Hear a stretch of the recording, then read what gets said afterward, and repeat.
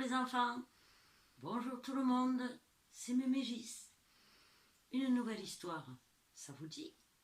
Alors, ouvrez grand vos yeux et vos oreilles. Voici l'histoire de Kumquat et la forêt mystérieuse.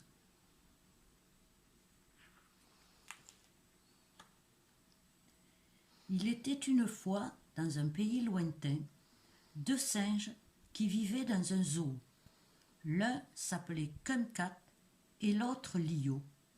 Ils étaient frères et se ressemblaient comme deux gouttes d'eau.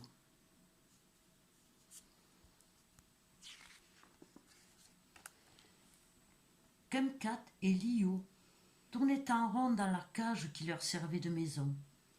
Ils passaient leur temps à escalader les rochers et les petits arbustes qui les entouraient.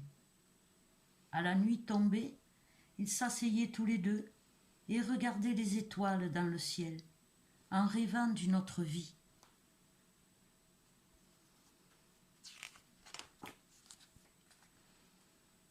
Un jour, un vieux singe leur dit « Pourquoi restez-vous ici?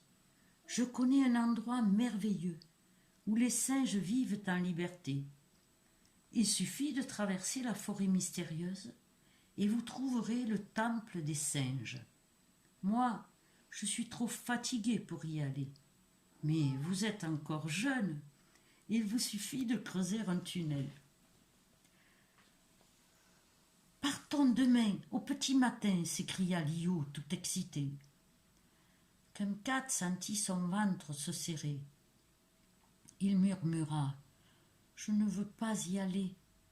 Il y a des monstres dans cette forêt. » Mais il se sentit honteux d'avoir peur et n'osa pas en parler à son frère.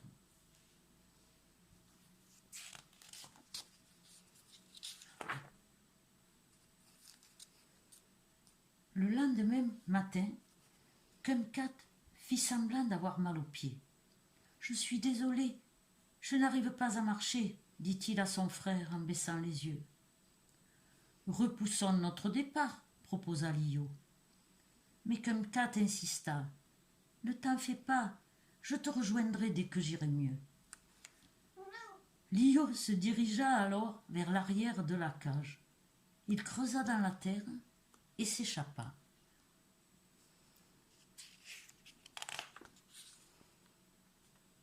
Kumquat resta seul dans la cage.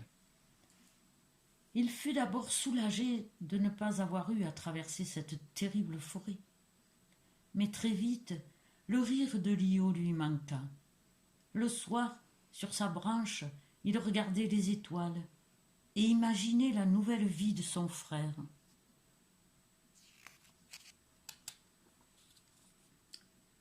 Alors, Kumquat prit son courage à deux mains et décida de rejoindre Lio au temple des singes. Le soir venu, il passa par le tunnel et réussit à sortir du zoo sans être vu. Plus il avançait, plus la route était déserte. Kumquat savait que la forêt était proche et il commençait à regretter d'être parti.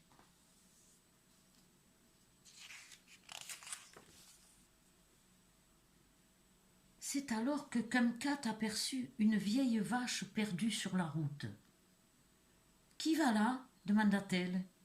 « Je ne suis qu'un petit singe, mais je peux peut-être vous aider, » répondit Kumquat en s'approchant. « C'est gentil. Je m'appelle Ashna. J'aimerais rejoindre mon village, juste derrière la forêt mystérieuse. Mais mes yeux sont fatigués, je ne vois plus grand-chose. Pourriez-vous me guider ?» Ému par la vieille vache, Kumquat accepta.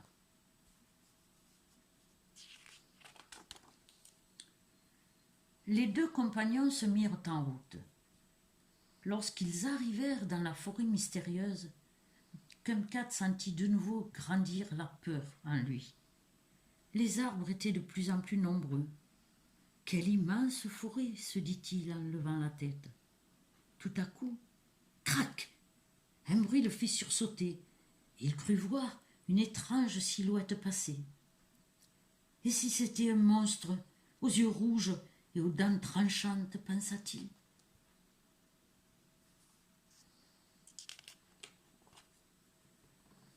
Pour se rassurer, Kamkat eut l'idée d'allumer un feu. Il ramassa un gros morceau de bois et s'en servit pour faire une torche. « Nous y verrons plus clair, et le feu nous protégera, dit-il à Ashna. Et c'est ainsi que le petit singe guida courageusement la vieille vache à travers la forêt mystérieuse.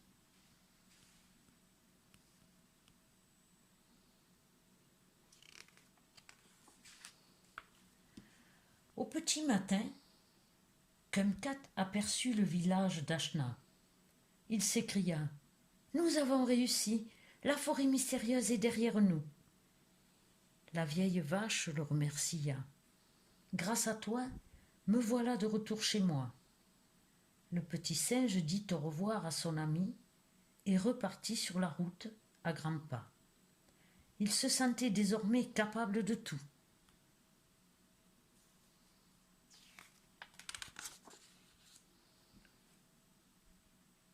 Kumkat arriva enfin devant le temple des singes.